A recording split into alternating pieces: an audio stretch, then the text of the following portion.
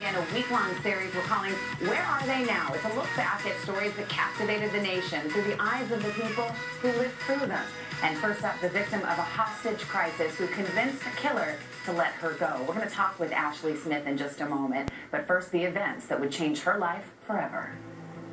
It was March 11th, 2005, just after 9 in the morning. 3 people are now dead and 1 wounded when a man opened fire in a courthouse. Breaking news reports of a shooting at the Fulton County Courthouse in Atlanta. Rape suspect Brian Nichols assaults a corrections officer, takes her gun, then guns down a judge, a court reporter, and a sheriff's deputy. A $60,000 reward is being provided for information leading to the apprehension and arrest of murder suspect Brian Nichols.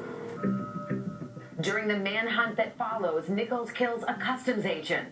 That same day, Ashley Smith finishes work as a waitress. At just 26, she's trying to put her life back together. Her husband has been murdered 4 years prior, and her 5-year-old daughter is living with an aunt while Ashley tackles her substance abuse problem.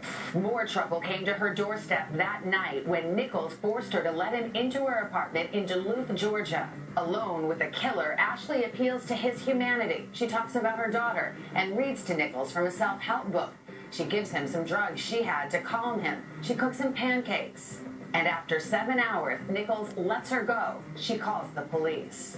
Someone is in custody, and we do believe that it is courthouse shooting suspect Brian Nichols. Smith spoke about her ordeal. He said he thought that I was an angel sent from God. Instantly hailed a hero, Matt conducted her first network interview.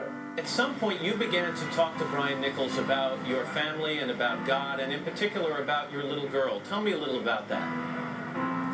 I just told him that she didn't have a daddy anymore, and if he killed me, then she wouldn't have a mommy either. I saw her face in my head almost the entire time.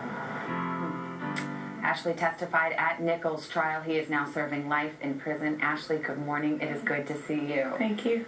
I should say you got married since all of this happened. It's been 10 years. You have a new child. Tell us how life is. What's going on? Well, I've been married to my husband Daniel for 8 years. A 14-year-old stepdaughter and a 4-year-old little boy. So we definitely have a very full, busy life these days. And how's Miss Page? She's 16 now. She's 16, and she's a very good kid, you know. As you see, she's absolutely beautiful. Blonde hair, blue eyes. She makes great grades, and you know what? She's a typical teenage girl, too. So. That fateful day, first of all, 10 years ago. Does it feel like it's been that long?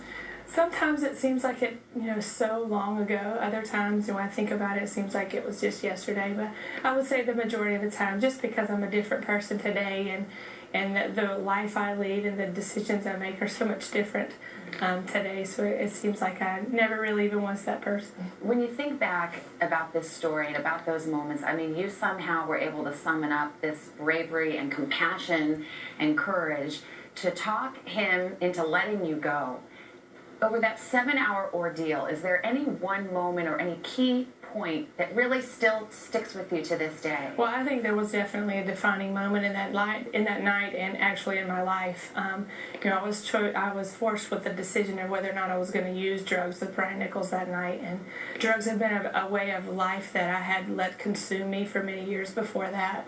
And I had a choice whether I was going to use them or not. And it was almost as if Brian Nichols, almost if Jesus took the body of Brian Nichols in that one moment and said, do you want to do this or do you want to have a different life? And I looked at Brian Nichols and said, I don't want to use them now and never again. And by the grace of God, I haven't used illegal drugs since the day before, that happened. But I think immediately God began to take over my life. And through that whole night, I began to see Brian Nichols through the eyes of Jesus once I chose not to do the drugs. And, God's been in control of my life ever since then.